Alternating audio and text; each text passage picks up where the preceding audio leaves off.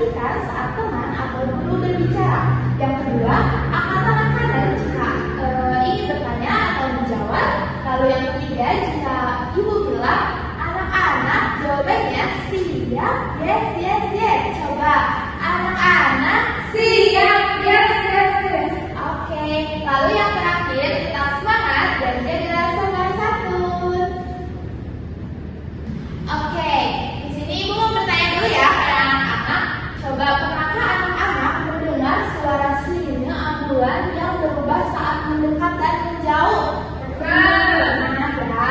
Nah, kalau saat suara sirine mendekat, suaranya gimana?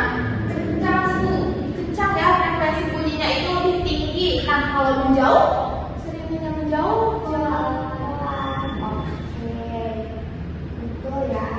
Nah, sekarang ibu mau membacakan tujuan pembelajaran hari ini. Yang pertama, melalui kegiatan LKPD, anak-anak itu mampu mengamati perubahan frekuensi bunyi pada kondisi diam, mendekat, dan menjauh dengan tepat.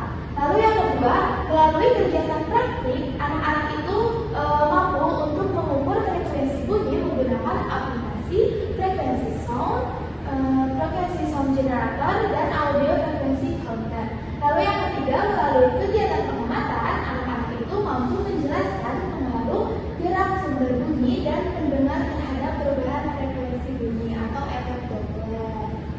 Nah, untuk membuktikannya efek Doppler, anak-anak bisa ya mengerjakan secara berkelompok. Ibu udah pernah bilang kan untuk membawa bahan-bahannya. Coba ada apa aja?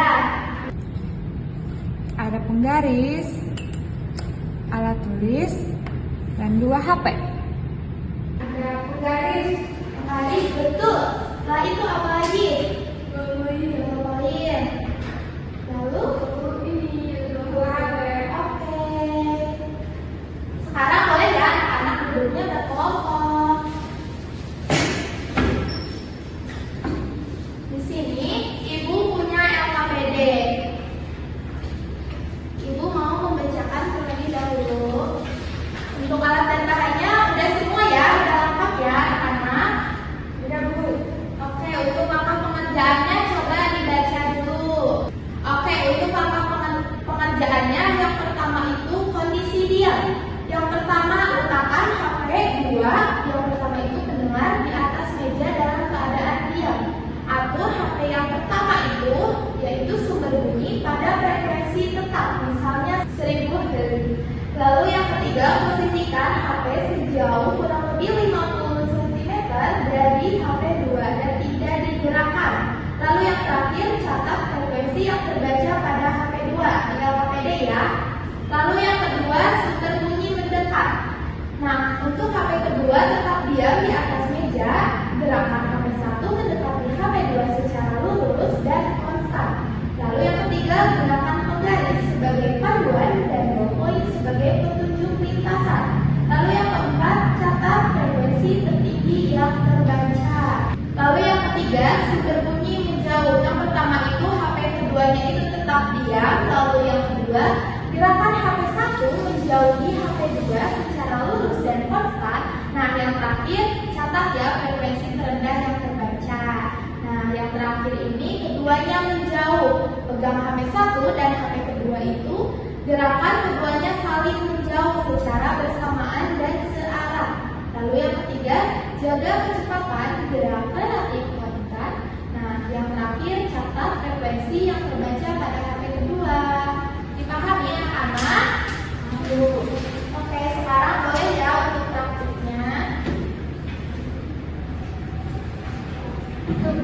Oke anak-anak, yang pertama itu kondisi diam ya. Letakkan HP kedua itu pendengar di atas meja dalam keadaan diam. Atur HP ke-1 itu sumber bunyi pada frekuensi yang tetap, misalnya 1000 Hz.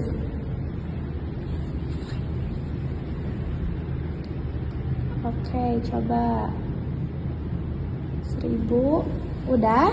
Nah, lalu posisikan HP ke-1 sejauh 50 cm. Boleh ya diukur sama penggaris.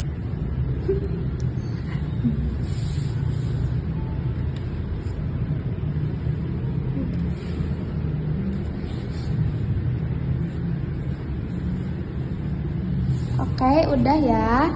Lalu yang terakhir, coba catat frekuensi yang terbaca pada HP 2. Nyalakan.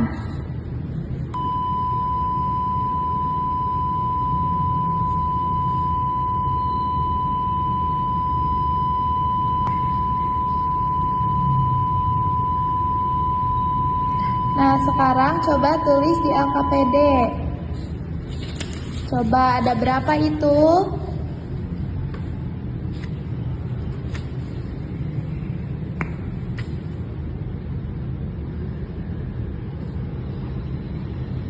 Koma 0153 Hz. Oke, udah ya.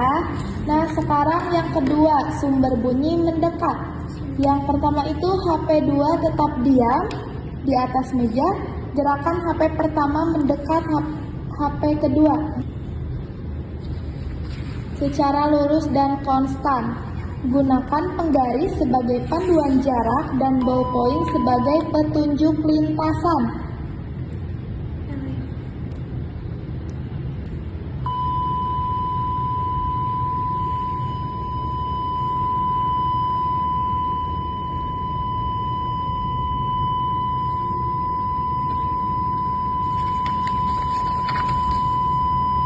Sekarang tulis hasilnya di LKPD.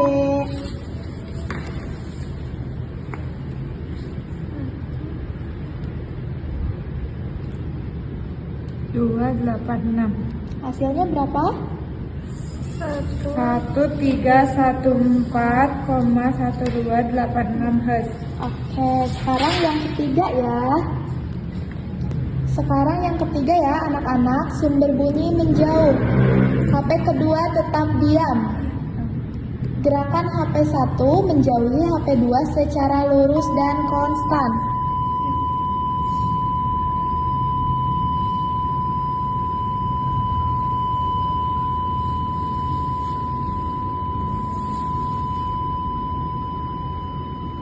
Sekarang catat frekuensi terendah yang terbaca.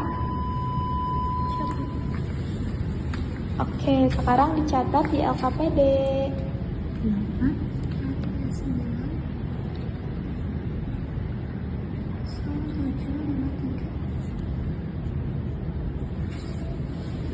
Nah, sekarang yang terakhir ya. Keduanya menjauh. Coba pegang HP yang pertama dan HP kedua. Gerakan keduanya saling menjauh secara bersamaan. Jaga kecepatan gerak relatif secara konstan.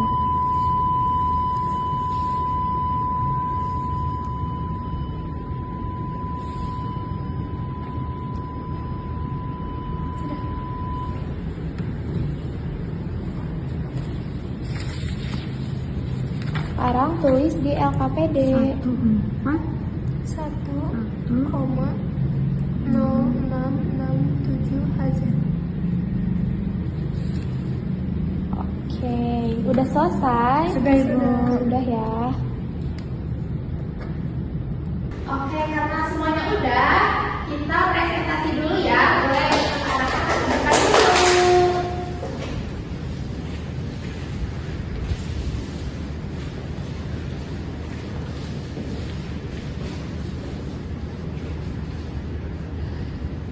Boleh anak-anak untuk presentasi.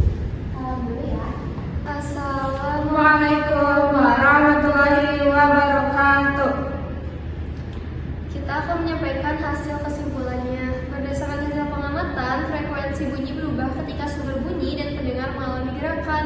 Saat keduanya diam, frekuensi yang terukur merupakan frekuensi awal. Ketika sumber bunyi mendekati pendengar, frekuensi yang terukur menjadi lebih besar. Nah, sebaliknya saat sumber bunyi menjauh, frekuensi yang terukur menjadi lebih kecil. Pada kondisi sumber bunyi dan pendengar bergerak saling menjauh, frekuensi yang terukur menjadi paling kecil.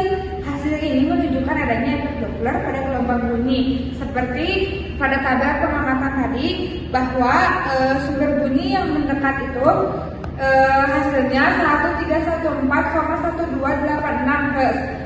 Nah, kemudian yang saling menjauh itu hanya 141,0667 Hz. Sekian presentasi dari kami. Wassalamualaikum warahmatullahi wabarakatuh. Oke, sekarang anak-anak boleh duduk kembali.